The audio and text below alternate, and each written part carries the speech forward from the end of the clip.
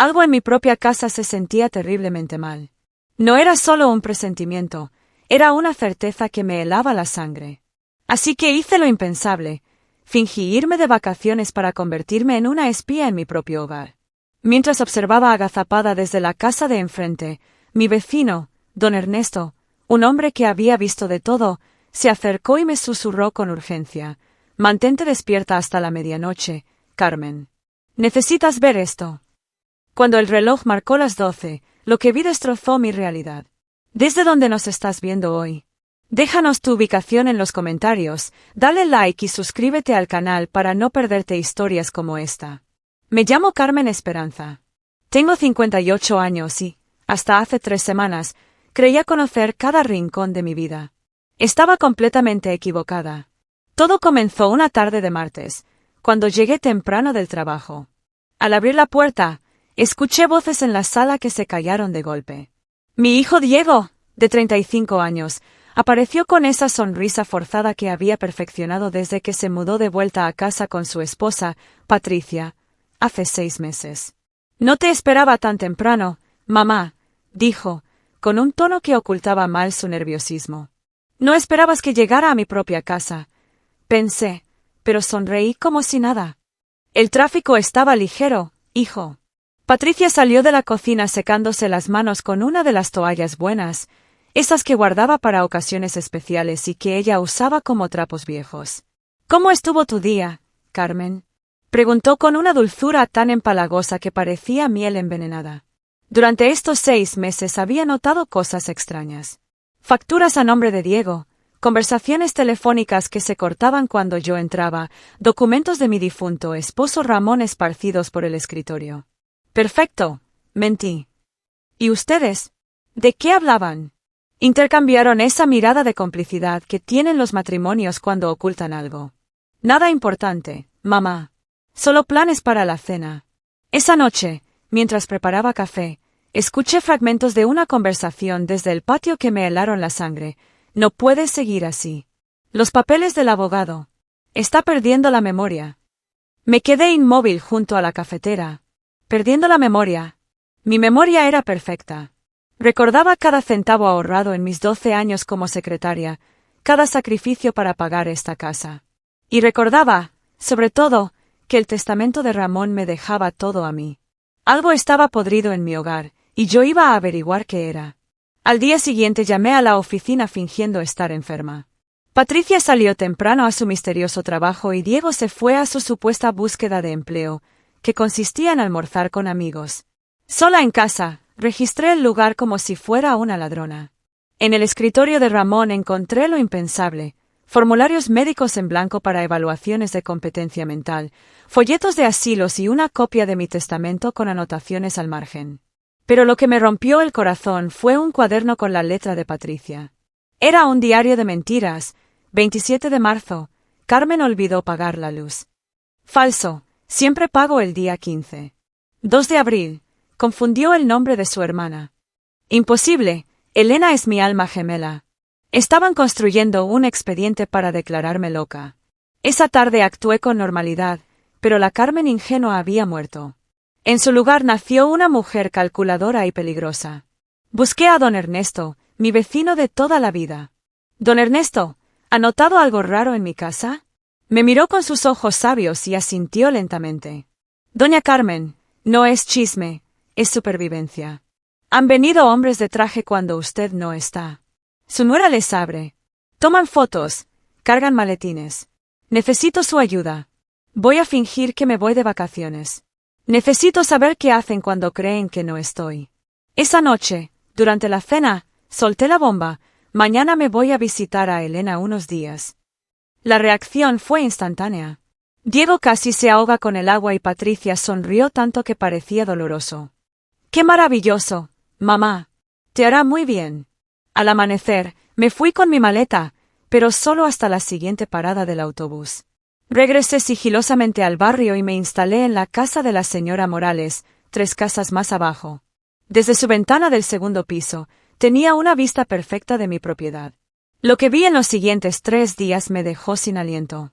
El primer día, un camión de mudanzas se llevó mis joyas y la vajilla de la abuela. El segundo día, un fotógrafo documentó cada rincón de mi casa. El tercer día, tasadores midieron la propiedad. Estaban preparando mi casa para venderla. Pero fue don Ernesto quien me dio la clave. Doña Carmen, me susurró esa noche, mañana a medianoche vendrá un doctor. Escuché a su nuera decir que todo debe estar listo para las 12. ¿Un doctor a medianoche? El tipo de doctor que falsifica documentos, doña Carmen. Regresé a casa fingiendo alegría por mi viaje. Patricia y Diego actuaron pésimo. Organizamos tus papeles, mamá. Estaban muy desordenados, dijo Patricia con entusiasmo. Habían catalogado mi vida para robarla. Esa tarde inspeccioné la casa. Faltaban cosas, el anillo de mamá, la escritura de la casa.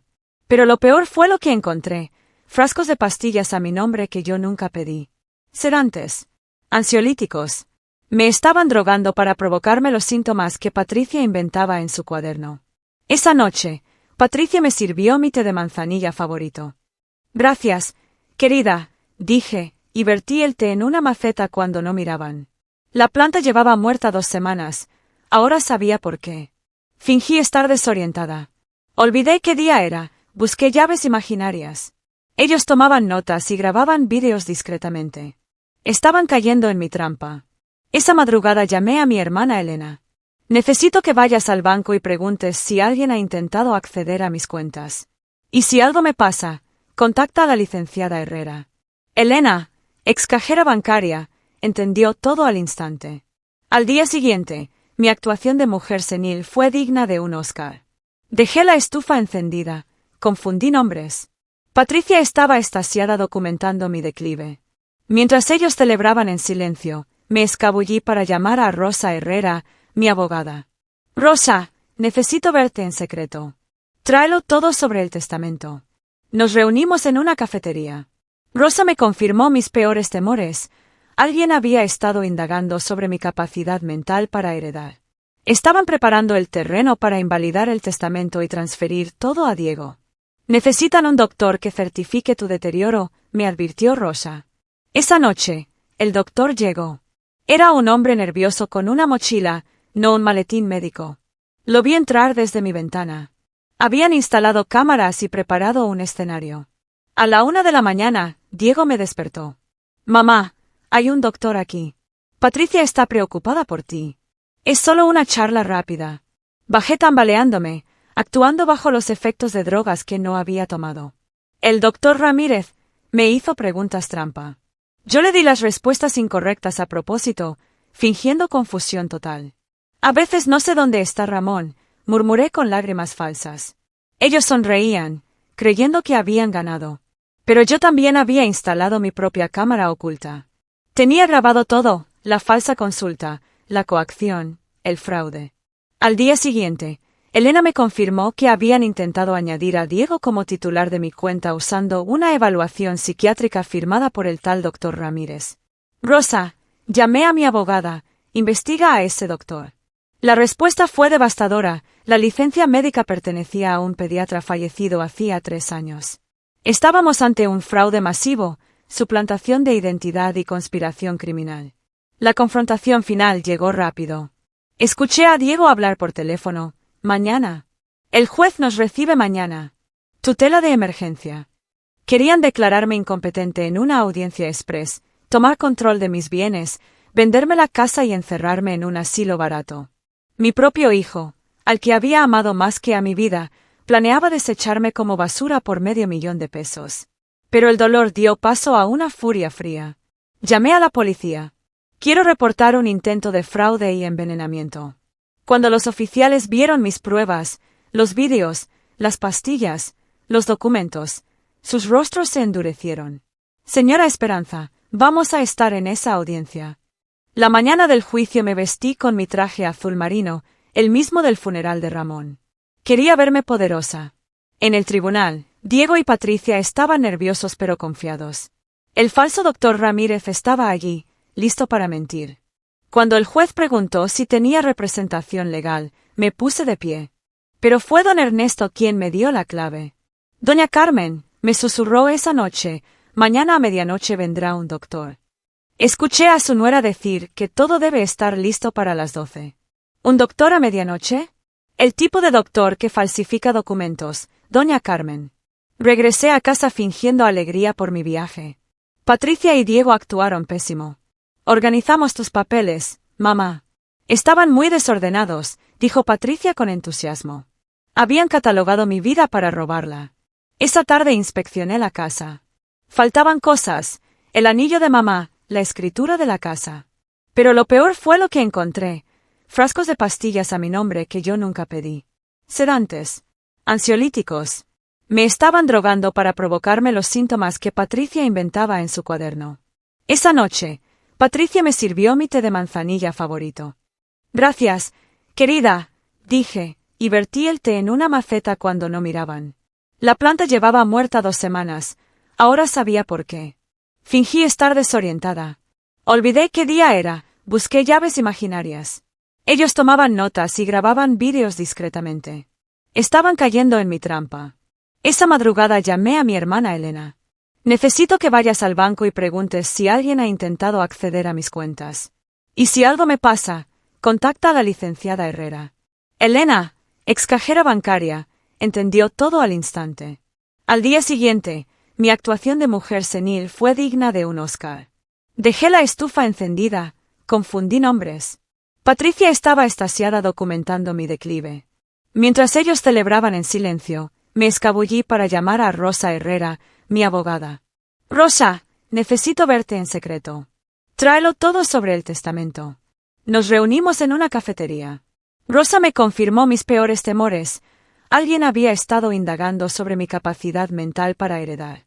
Estaban preparando el terreno para invalidar el testamento y transferir todo a Diego. Necesitan un doctor que certifique tu deterioro, me advirtió Rosa. Esa noche, el doctor llegó. Era un hombre nervioso con una mochila, no un maletín médico. Lo vi entrar desde mi ventana. Habían instalado cámaras y preparado un escenario. A la 1 de la mañana, Diego me despertó. Mamá, hay un doctor aquí. Patricia está preocupada por ti. Es solo una charla rápida. Bajé tambaleándome, actuando bajo los efectos de drogas que no había tomado. El doctor Ramírez me hizo preguntas trampa. Yo le di las respuestas incorrectas a propósito, fingiendo confusión total. A veces no sé dónde está Ramón, murmuré con lágrimas falsas. Ellos sonreían, creyendo que habían ganado. Pero yo también había instalado mi propia cámara oculta. Tenía grabado todo, la falsa consulta, la coacción, el fraude. Al día siguiente, Elena me confirmó que habían intentado añadir a Diego como titular de mi cuenta usando una evaluación psiquiátrica firmada por el tal doctor Ramírez. Rosa, llamé a mi abogada, investiga a ese doctor. La respuesta fue devastadora, la licencia médica pertenecía a un pediatra fallecido hacía 3 años. Estábamos ante un fraude masivo, suplantación de identidad y conspiración criminal. La confrontación final llegó rápido. Escuché a Diego hablar por teléfono. Mañana. El juez nos recibe mañana. Tutela de emergencia. Querían declararme incompetente en una audiencia express, tomar control de mis bienes, venderme la casa y encerrarme en un asilo barato. Mi propio hijo, al que había amado más que a mi vida, planeaba desecharme como basura por $500,000. Pero el dolor dio paso a una furia fría. Llamé a la policía. Quiero reportar un intento de fraude y envenenamiento. Cuando los oficiales vieron mis pruebas, los vídeos, las pastillas, los documentos, sus rostros se endurecieron. Señora Esperanza, vamos a estar en esa audiencia. La mañana del juicio me vestí con mi traje azul marino, el mismo del funeral de Ramón. Quería verme poderosa. En el tribunal, Diego y Patricia estaban nerviosos pero confiados. El falso doctor Ramírez estaba allí, listo para mentir. Cuando el juez preguntó si tenía representación legal, me puse de pie. Sí, su señoría. Y estoy aquí para demostrar que esta petición se basa en documentos falsificados. La licenciada Herrera entró con Elena y don Ernesto. Rosa destrozó sus mentiras en minutos. Su señoría, el doctor Ramírez, está usando la licencia de un médico muerto. Y tenemos vídeo del fraude. Los oficiales entraron y arrestaron a Diego, Patricia y al impostor allí mismo. Diego me gritó mientras se lo llevaban esposado. Mamá, es un error. Lo hicimos porque te amamos. Me acerqué a él y le dije con una calma aterradora. Si esto es amor, Diego, prefiero el odio. El juez denegó la tutela y salí del tribunal como una mujer libre. Pero esto no terminó ahí. Una periodista, Gabriela Vázquez, me contactó. Resultó que mi caso no era único. Había una red criminal, dirigida por una tal Sofía Mendoza, que se dedicaba a robar y matar ancianos usando este esquema. Mi historia salió en primera plana. La abuela que destruyó una red de fraude. Recibí amenazas, me cortaron las llantas del coche, rompieron mis ventanas. Pero ya no tenía miedo. Anuncié la creación de la Fundación Carmen Esperanza para proteger a otros ancianos. Diego, desde la cárcel, pidió verme. Me confesó la verdad completa, debían dinero de juego y Sofía Mendoza les ofreció esta solución.